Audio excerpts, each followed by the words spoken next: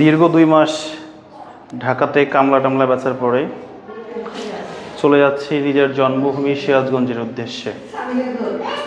স্বপ্ন টানে দিলাম পাড়ি অচিন পথে আপন ছাড়ি। এবারে চন্দ্র অবস্থা খুবই ভালো আলহামদুলিল্লাহ। মনে হচ্ছে আপনারা যারা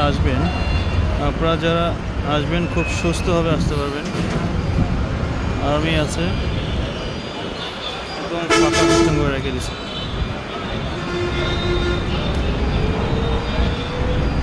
পুরো অবাককান্ত। ঈদের আগে চন্দ্র এত ফাঁকা, এরকম পরিবেশ জীবনে দেখিও নাই শুনিও নাই। চন্দ্র একদম ফাঁকা,